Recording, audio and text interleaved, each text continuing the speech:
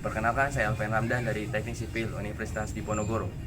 Hai, nama saya Rena Stasya dari Teknik Sipil Universitas Diponegoro. Halo, perkenalkan, nama aku Dina Novia Salsabila dari Agroekoteknologi Universitas Diponegoro. Halo, kenalin, aku Amanda Listiarani dari Fakultas Perikanan dan Ilmu Kelautan, jurusan Oceanografi. Yang saya dapatkan pada waktu itu sangat bermanfaat. 4 Juli tahun 2022, kami segenap sivitas akademika Universitas Diponegoro sedang melakukan upacara penerjunan mahasiswa KKN Universitas Diponegoro Tim 2. Penempatan lokasi KKN disesuaikan dengan domisili masing-masing mahasiswa, yang mana salah satunya adalah Kelurahan Kalicari. Kelurahan Kalicari ini berlokasi di Jalan Supriyadi nomor 20 dengan luas wilayahnya yaitu 80,36 hektar. Kantor kelurahan ini difasilitasi dengan lapangan yang dijadikan sebagai sarana kegiatan olahraga, balai kelurahan yang digunakan untuk keperluan pertemuan warga maupun acara sosialisasi. Serta di sini juga tersedia tempat pembuangan sampah sementara.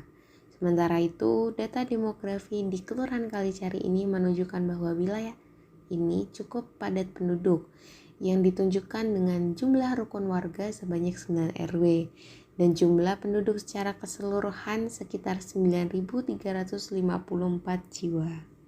Mahasiswa KKN yang diterjunkan di wilayah Kelurahan Kalicari ini berjumlah 20 orang, di mana dibagi menjadi 5 kelompok yang ditempatkan di 5 wilayah RW. Kelompok kami mendapatkan tugas di wilayah RW 1 yang dimana terdapat beberapa potensi seperti adanya gedung balai, gazebo, rumah pintar, dan juga bank sampah.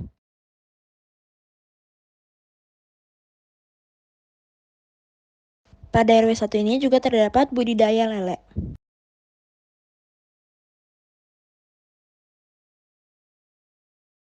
Posyandu diadakan sebanyak 1 kali dalam sebulan.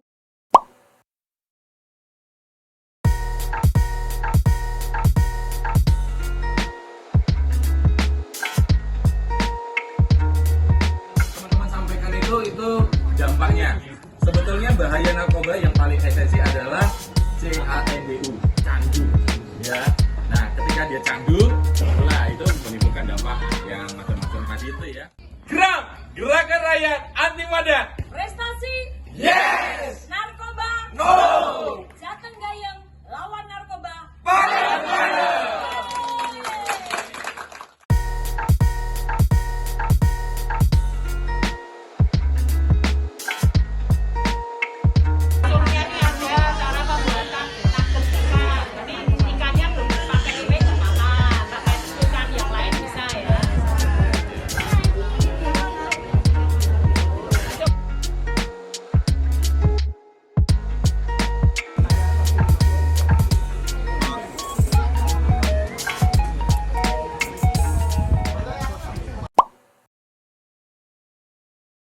Era digital saat ini perkembangan teknologi sangat pesat.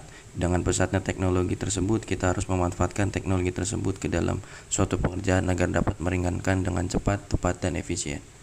Dalam hal ini, kebetulan masyarakat RW 01 Kelurahan Kalicari berniat ingin merenovasi balai RW, maka penerapan Building Information Modeling atau BIM dapat dilakukan agar pembangunan dapat berjalan dengan baik. Tahapan awal dilakukan dengan penjelasan dari RW dan RT setempat terkait dengan rencana tata ruang dan fungsi dari balai RW. Tidak sampai di situ, identifikasi luas bangunan existing RW ini pun harus dilakukan dengan mengukur tiap-tiap panjang maupun luas yang dibutuhkan. Untuk aplikasi yang dipakai yaitu SAP 2000, AutoCAD, Revit, dan yang terakhir yaitu SketchUp. Dan berikut adalah hasil rendernya. Untuk program monodisiplin selanjutnya yaitu sosialisasi bahaya kecanduan game online pada anak. Sosialisasi ini diawali dengan pertanyaan terhadap anak-anak TPQ yang main game online, kemudian dilanjutkan dengan pemaparan tentang bahaya game online. Akhir sosialisasi ini dilakukan dengan pertanyaan yang apabila dapat menjawab maka dapat hadiah. Di sini banyak sekali anak-anak yang bisa menjawab pertanyaan tersebut sehingga bisa disimpulkan bahwa anak-anak sudah cukup paham dengan apa yang disampaikan dari awal bahwa bermain game online itu dapat menyebabkan kecanduan. Dan apabila dimainkan hanya boleh secukupnya atau tidak dengan berlebihan.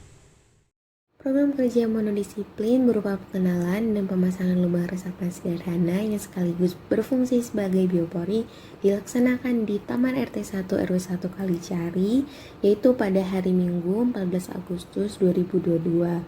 Kegiatan ini tidak hanya diikuti oleh mahasiswa KKN, namun juga diikuti oleh warga lingkungan setempat. Pembuatan lubang resapan ini berfungsi untuk meningkatkan daya resap air hujan ke dalam tanah. Selain itu juga sebagai biopori. Biopori merupakan sebuah istilah untuk lubang-lubang yang terbentuk di dalam tanah akibat adanya aktivitas dari organisme di dalam tanah, seperti cacing, semut, dan rayap. Lubang biopori memiliki banyak keuntungan, bukan hanya sebagai peningkat daya resap air, namun juga dapat menyuburkan tanah karena dapat mengundang aktivitas dari organisme-organisme yang hidup di dalam tanah. Prinsip kerja dari lubang resapan biopori sangat sederhana. Lubang resapan yang dibuat akan dimasukkan sampah-sampah organik seperti daun dan lainnya, sehingga nantinya akan memicu organisme-organisme yang hidup di dalam tanah untuk membuat lubang-lubang kecil. Nantinya lubang-lubang kecil itulah yang kemudian berfungsi sebagai daerah resapan. Program kerja monodisiplin selanjutnya yaitu berupa sosialisasi sekaligus edukasi mengenai bahaya membuang sampah plastik di laut. Sosialisasi ini dilaksanakan di TPQ Masjid Baitul Nur dan dihadiri kurang lebih oleh 20 orang anak. Program kerja monodisiplin yang dilakukan yaitu pembuatan taman togan hias yang dilakukan di RT 01 RW 01. Program ini dilaksanakan dikarenakan sudah hilangnya fungsi taman di RW 01 seperti yang bisa Anda lihat. Maka dari itu warga meminta dibangunkan taman kembali. Program ini dilaksanakan untuk meningkatkan pengetahuan warga akan cara merawat tanaman yang baik dan benar dan juga pemilihan tanaman yang cocok dengan lingkungan. Sebelum melakukan penanaman, maka akan dilakukan pengenalan tanaman terhadap warga untuk mengetahui cara merawatnya dan juga apa kegunaannya. Tanaman toga sendiri memiliki banyak manfaat, yaitu salah satunya tanaman kunyit yang dapat membantu untuk meringankan diabetes. Tanaman hias juga berfungsi untuk meningkatkan nilai estetika. Pembuatan taman ini juga sebagai langkah penghijauan.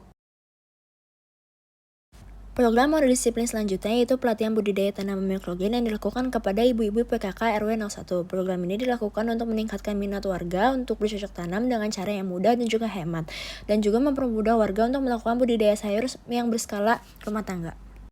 Mikrogen merupakan sayuran kecil atau tumbuhan muda yang dapat dimakan dengan tekstur yang lunak dan juga dapat dipanen sekitar 7-14 hari setelah semai.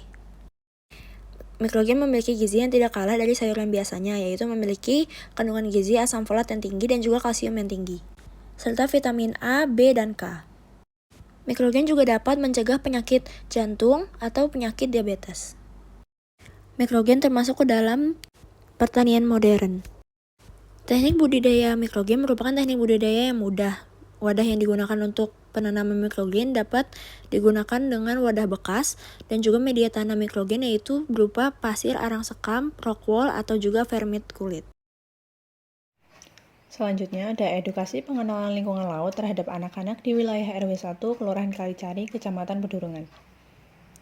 Letak geografis Kelurahan Kalicari, Kecamatan Pedurungan, Kota Semarang, yang berada jauh dari kawasan pantai dan pesisir, membuat masyarakat setempat, khususnya anak-anak, kurang memahami gambaran lingkungan laut. Umumnya, anak-anak memiliki rasa keingintahuan yang tinggi akan suatu hal yang belum mereka ketahui.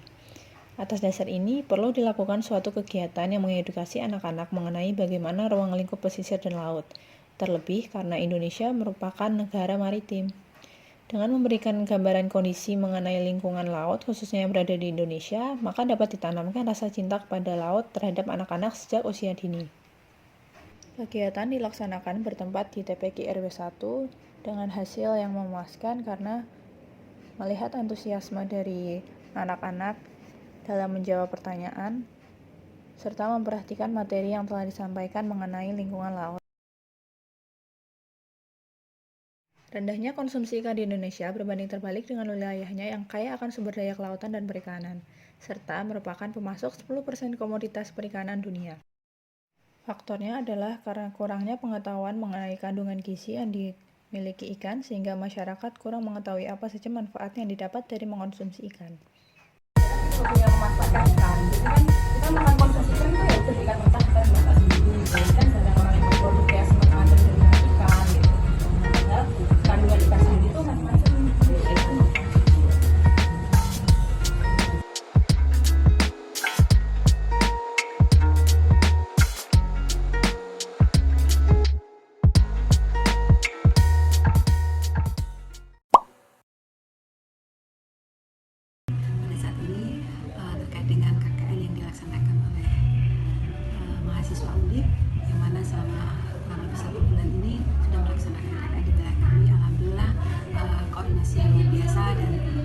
masing-masing kelompok sudah terbagikan di masing-masing RW dan sudah melaksanakan kegiatan sesuai dengan program programnya masing-masing. Dan harapan kita apa yang sudah dilakukan oleh mahasiswa PKN tersebut bisa bermanfaat masyarakat dan tentunya juga untuk mahasiswa menambah pengalaman dan pastinya menambah pengetahuan yang mana selama ini tidak didapatkan di kampus.